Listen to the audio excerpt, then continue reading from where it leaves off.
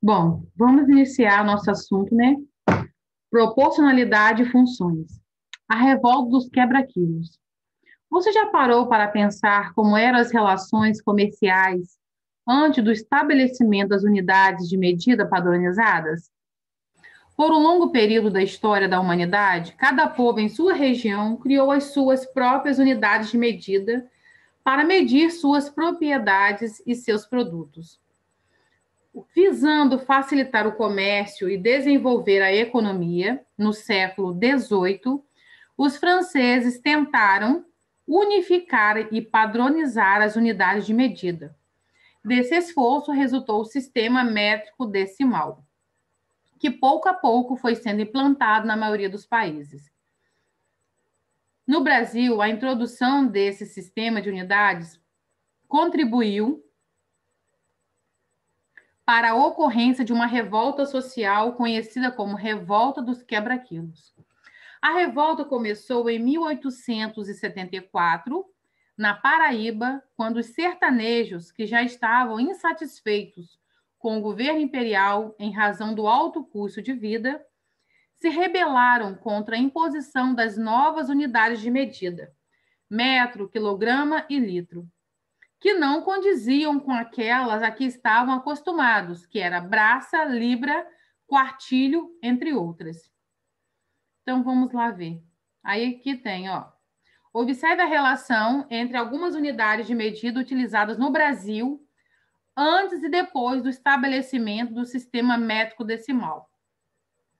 Olha o que usava no Brasil, a unidade de medida, né, antes da padronização. Braça.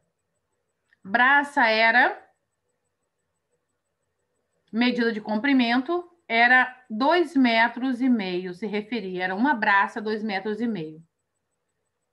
Largou de ser braça e passou a ser metro, né? E 1 metro é 1 metro mesmo. Libra.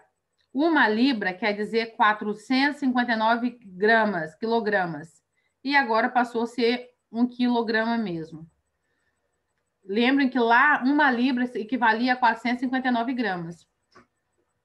Quartilho. Quartilho quer dizer 703 litros. E agora 1 litro é 1 litro mesmo. Não tem essas diferençazinhas. Bom, por que a gente está conversando sobre isso?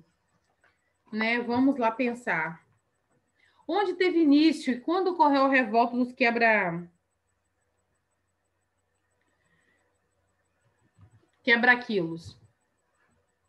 Bom, ele teve início na Paraíba em 1874 e o motivo de uma das manifestações foi o descontentamento com a substituição das unidades de medidas tradicionalmente utilizadas pela população por aquelas padronizadas do sistema métrico decimal. Bom, antes vamos ver aqui a primeira, né, bolinha azul. Qual a importância da unidade de medidas, né, padronizadas? Bom, na opinião de vocês. Mas uma das opiniões válidas seria: as unidades de medida padronizadas servem como referência. Dessa maneira, independentemente da região, é possível realizar uma medição e expressar a medida obtida em uma mesma unidade, facilitando, por exemplo, a venda e a compra de mercadorias. E observando também lá, né, o esqueminha, como é possível obter em metro o comprimento de uma corda com 10 braças? Bom, uma braça corresponde a 2,5 metros, né? 2 metros, 2,2 metros. Temos que multiplicar os números 2,2 e 10 para obter o comprimento da corda em metros, né? Seria só simplesmente assim. Vamos agora, né, falar sobre ainda, nós não tivemos, sobre a razão.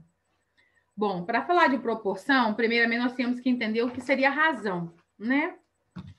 Bom, na abertura dessa unidade foram apresentadas algumas informações sobre a revolta dos quebra-quilos.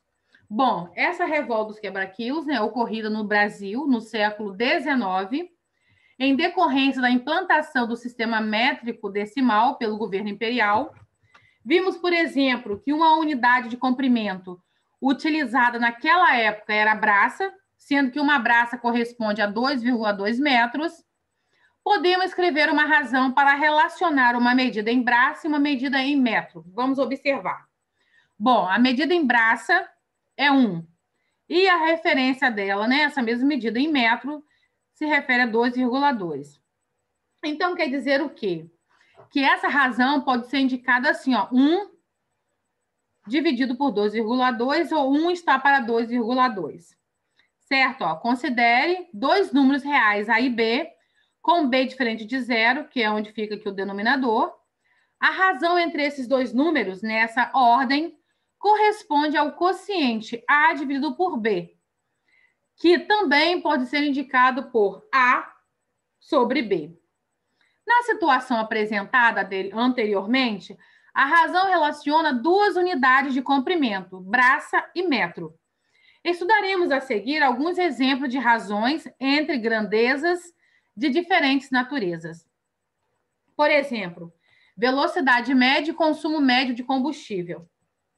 Quando realizamos uma viagem de automóvel, duas medidas que podemos determinar são a velocidade média no percurso e o consumo médio de combustível.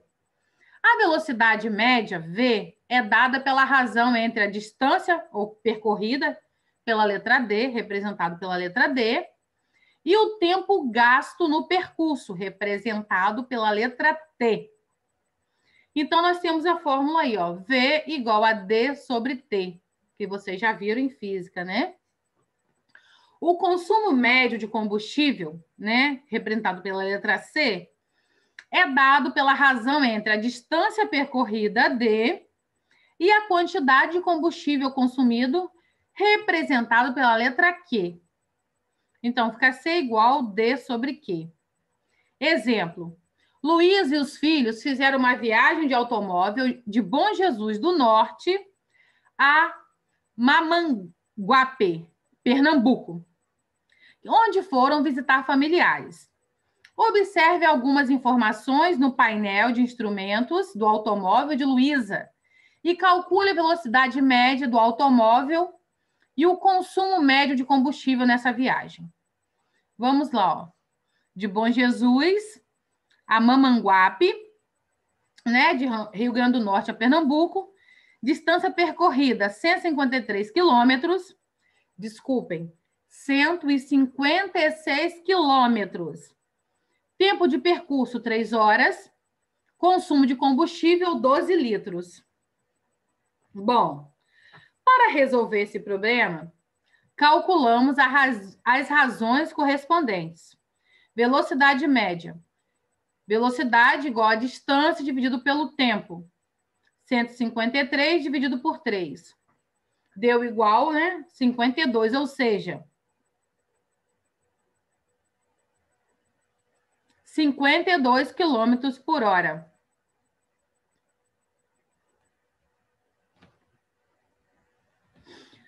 Consumo médio de combustível.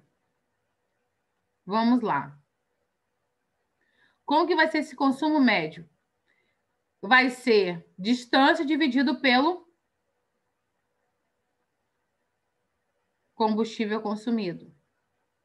Então, nós temos 156, que foi a distância percorrida, dividido por 12. Deu igual a 13, ou seja, foram gastos 13, a cada 13 km por hora foi gasto 1 litro de combustível.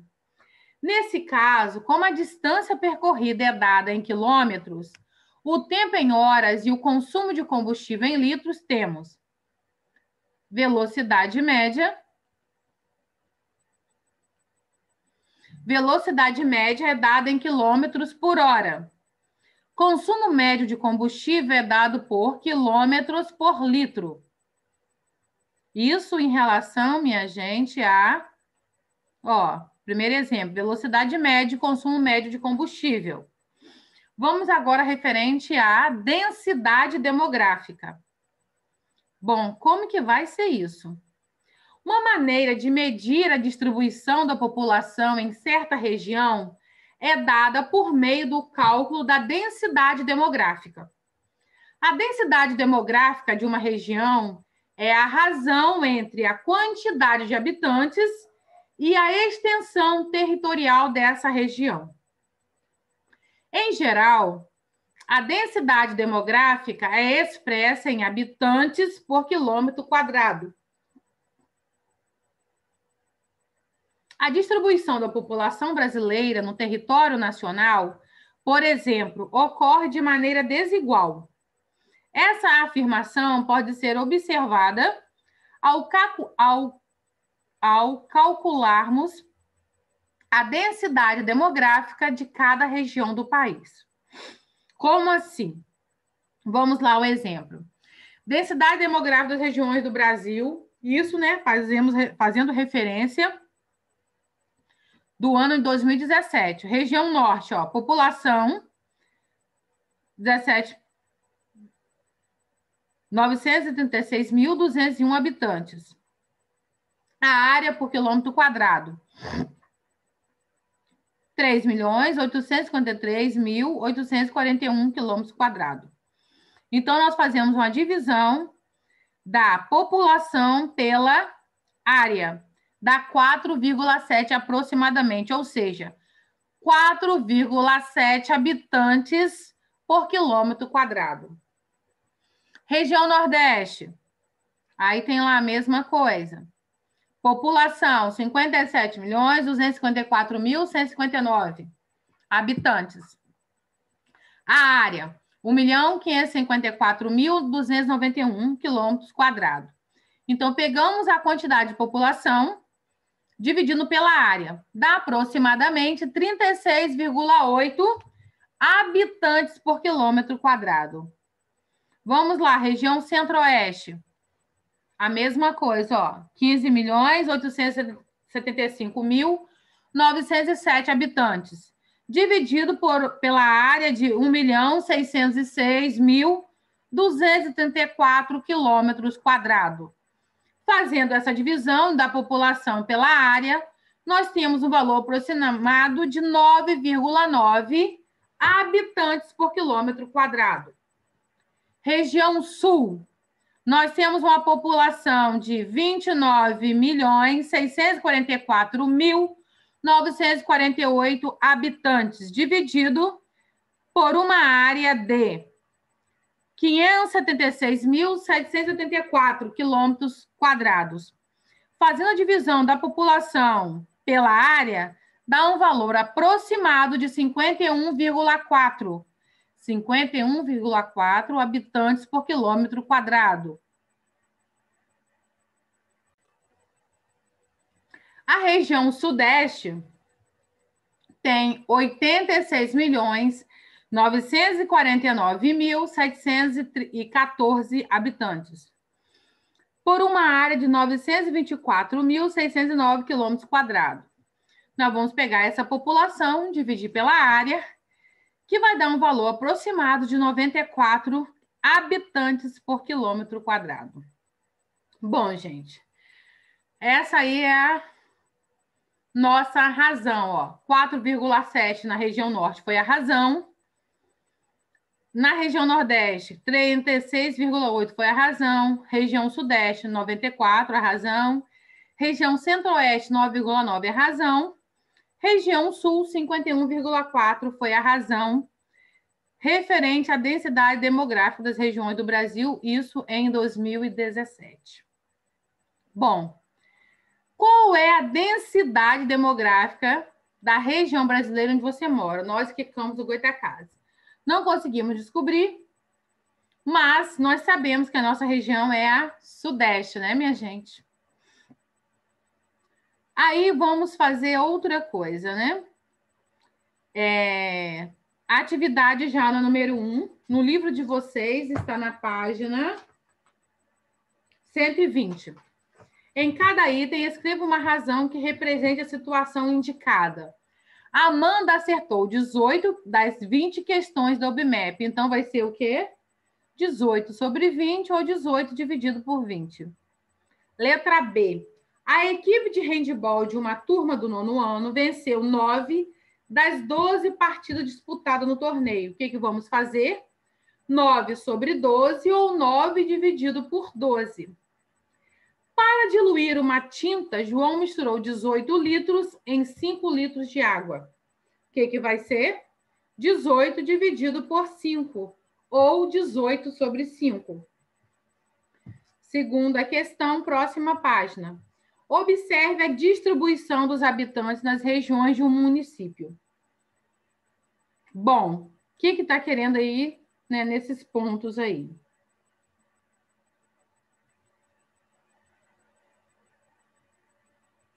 Não tem os dados aqui para mim. Deixa eu ver se tem aqui, se eu aperto que aparece. Região Norte. População, 98.653 habitantes. Área, 36 quilômetros quadrados, né? Então, vocês vão fazer o que está sendo pedido aí, né? A distribuição dos habitantes em cada região. Na letra aqui, nesse pedaço, região Zona Oeste, 13.901 habitantes, a área são 22 quilômetros. Porque no livro de vocês, acredito que esteja, né, escrito. Essa regiãozinha aqui, região central, 106.379 habitantes e é uma área de 12 quilômetros quadrados. Essa região é leste, população, 20.398 habitantes, numa área de 23 quilômetros quadrados. E essa última aqui, Zona Sul, população, 60.241 habitantes, numa área de 25 quilômetros quadrados. Bom, o mapa de vocês, creio que esteja completo, vem na letra A. Qual é a região desse município com a maior população? E também é a região com a maior extensão territorial? Sim ou não? Né? E que a gente já pode observar que é a região central, né? Mas ela não é a maior em região territorial, né, minha gente?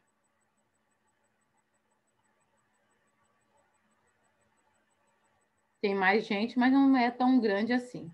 Na letra B, nós vamos calcular a densidade demográfica aproximada de cada uma das regiões desse município. E na letra C, a prefeitura pretende construir escolas nas regiões onde a densidade demográfica seja superior a 2.500 habitantes por quilômetro quadrado.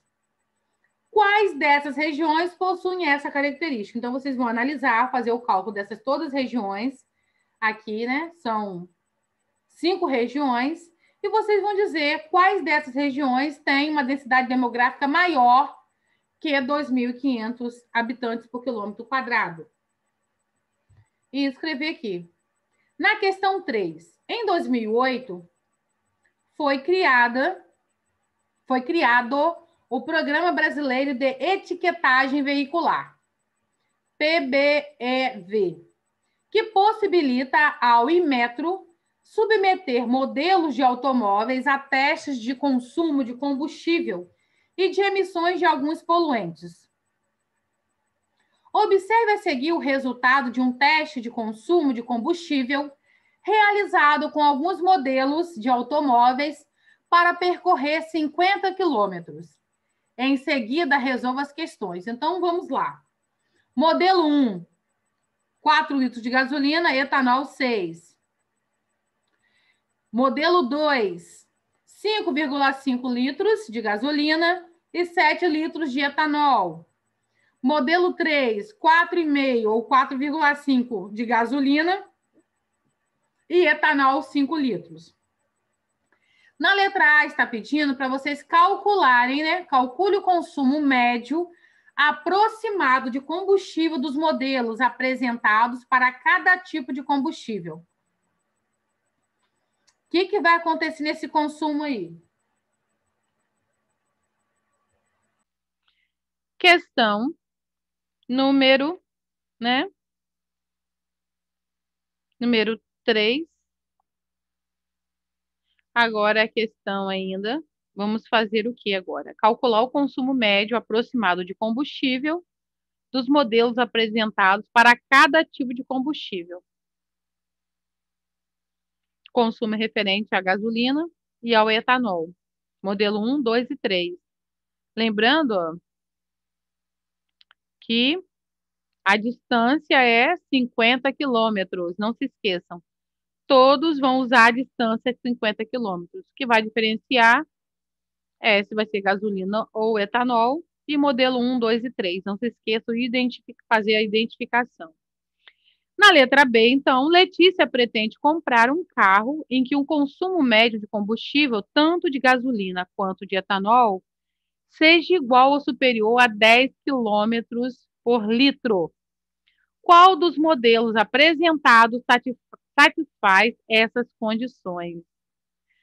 Questão 4. Rafael é um atleta que pratica corrida. Para acompanhar seus treinos, ele utiliza um aplicativo no celular que registra a distância percorrida e o tempo gasto. Observe abaixo o consumo dos treinos de Rafael em alguns dias e resolva as questões. Bom, dia 15 de junho, 7.300 metros, tempo 32 minutos. 16 de junho, 11.890, 50 minutos. Dia 17 de junho, 8.200, 28 minutos. Dia 18 de junho, 10.150, 36 minutos. Bom, o que vamos fazer com esses dados de Rafael? Na letra A, em qual dia Rafael percorreu a maior distância no treino? E qual a menor distância? Letra B, o treino em que Rafael demorou menos tempo ocorreu em qual dia? E o que demorou mais tempo? Calcule a velocidade média aproximada do treino de Rafael em cada dia, em metros por minuto.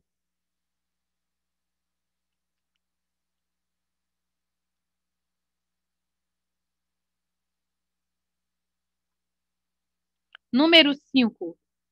Em vias onde há radares de velocidade, é comum os motoristas reduzirem momentaneamente a velocidade do veículo.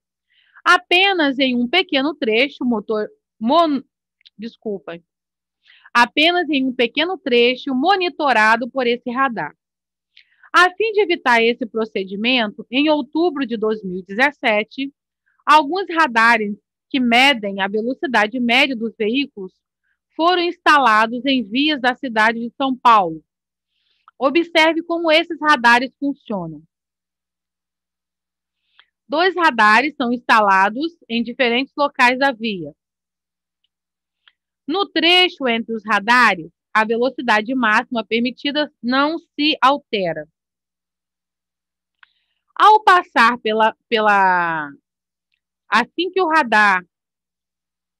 assim que o veículo passa pelo primeiro radar, o horário, a velocidade e a placa do veículo são registrados.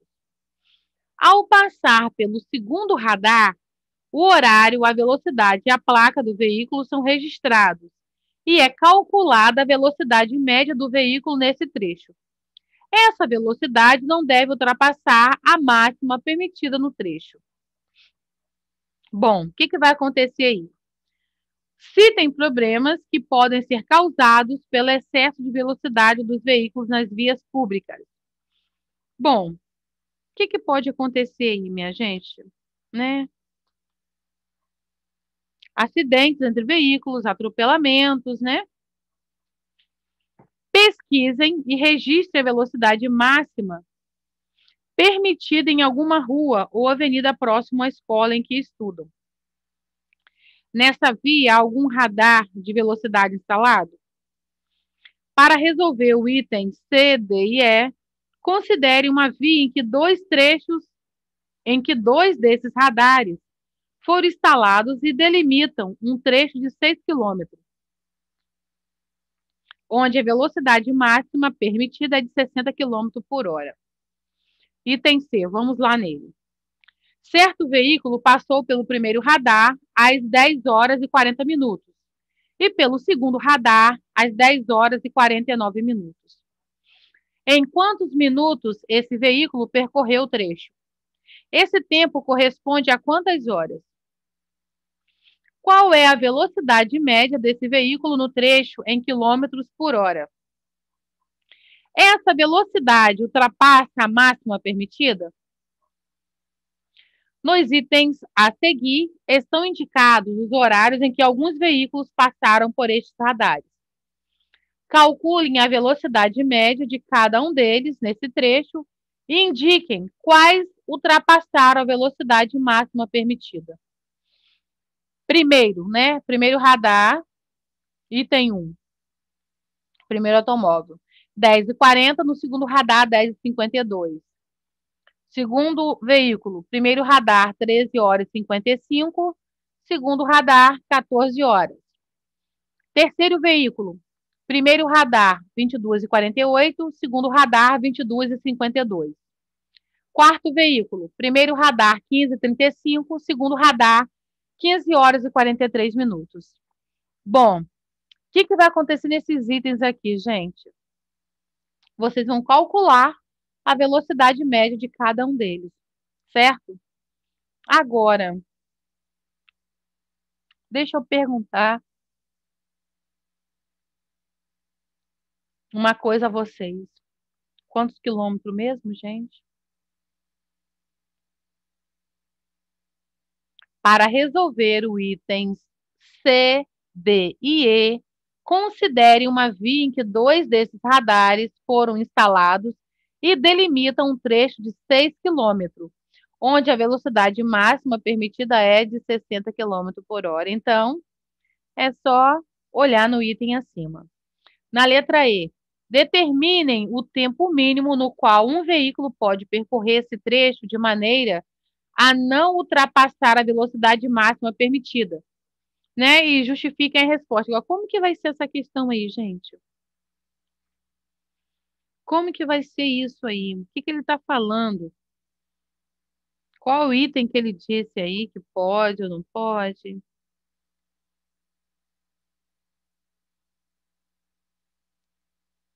Ele disse que a velocidade máxima permitida é 60 km por hora.